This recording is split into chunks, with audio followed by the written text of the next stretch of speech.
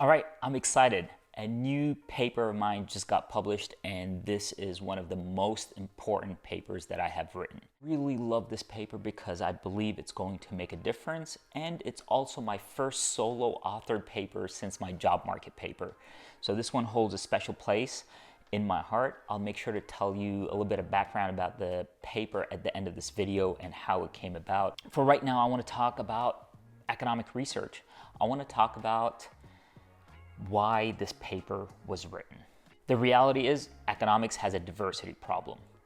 It lacks representation, lacks diversity, and this is a big issue. And the issue is the lack of diversity causes our economic policies and our economic theories to not consider different lenses, different perspectives that happen within our economy.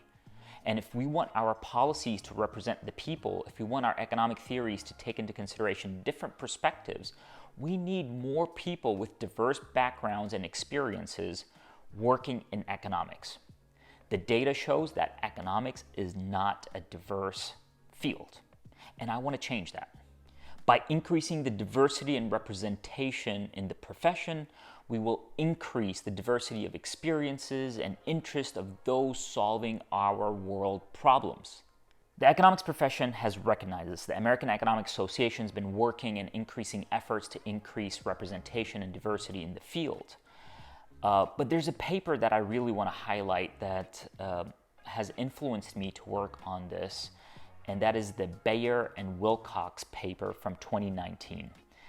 And in that paper, the authors introduced what they call the Economic Education Inclusion Index, which measures the rate at which historically underrepresented racial, ethnic, or gender minority groups major in economics relative to white males. The index, the measure that they create, is equal to, or is calculated through this equation: 100 times the average of whatever group are you interested in. For instance, white female rate, or black female rate, black male, Hispanic female, and so on, divided by the white male rate at that institution.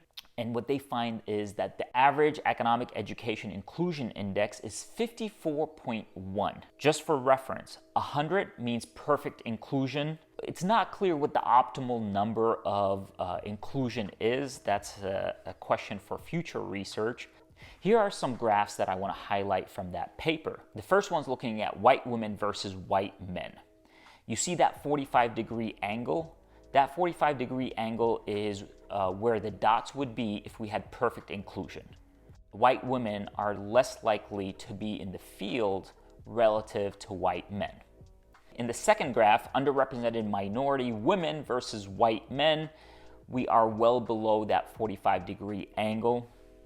And then finally, underrepresented men versus white men, that is not as extreme, but still lower than that 45-degree angle. This is the research. This is what we mean by lack of representation in the field. And I'm personally interested in this and trying to increase representation. As I've said many times before, the reason that this YouTube channel exists is because when I went to look for economic instruction on YouTube, I did not see somebody that represented me.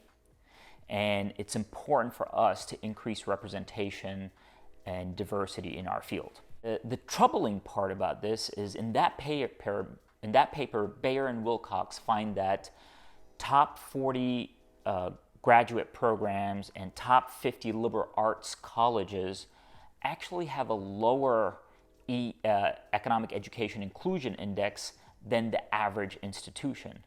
This is really concerning because these top 40 programs, these top programs are the programs that influence what we teach in economics. They influence the policies. They're usually the economists and the people that are being represented on the news. And these places have a lot of influence on what happens in the profession and what we study. So we really need to make sure that that economics is inclusive in the topics that it covers and the issues that it solves. I believe that economics helps us solve real world issues. We need to be inclusive in the problems that we are trying to solve. So as I said, the economics profession has taken this into consideration, and we've seen a lot of efforts to increase diversity and inclusion in our profession. I summarize those into two different efforts. One effort is recruitment. So we're seeing things like the Sadie Collective. I love the Sadie Collective. If you are not familiar with them, I'll link to it in the description of this video. But they're trying to recruit more, specifically Black women, into the economics profession. And that recruitment is really important. We also know that there have been interventions about sending emails to students to encourage them to study economics. That also helps. And then we also know the role model effect works. So when people see people like them tackling questions in economics and working in economics, they're more likely to feel like they belong. That's the recruitment side. And then we have the retention side. Things like the Committee on the Status for Minority Groups, CIMGAP, and the Committee on the Status of Women in Economics Professions, CSWEP, the Committee of the Status of LGBTQ plus individuals in the economics profession, are all designed to help recruiting, but also retain the talent that comes into economics. But we know that economics also has a leaky pipeline. So these efforts are trying to minimize the leaky pipeline issue. While these efforts are great and I applaud them and I love everything that's happening, what's missing here is we are not targeting the economic instructor at the principal levels. We've worked on content. What content should we teach our students at the principal levels? We've seen some interventions there, but we haven't talked about classroom management. How do you build a sense of belonging in your principal level courses or even high school courses, these places where we're attracting people to come into economics? And that is where my paper comes in. I've written a paper on classroom management and interventions to foster a sense of belonging in the economics classroom. I'm a huge believer in the power of building community in the classroom to show students, one, that economics is important to the questions that they want to ask, but two, that their lenses, their perspective is also important. So my paper focuses on what the instructor is able to do to improve the sense of belonging in their classroom. And I anchor my work on two different guides. One is the AEA's Best Practices on Teaching, and the second is Columbia's Guide to Inclusive Teaching. And if you read the paper, there's more details, there's interventions, but I summarize them in 5 major topics. The first is, Principle 1 is focusing on facilitating a sense of belonging by being welcoming. Principle 2, setting clear expectations and the importance of that. Principle 3, selecting course content that expresses diversity. Principle 4, creating accessible content. Principle 5, developing a growth mindset for both educators and their students.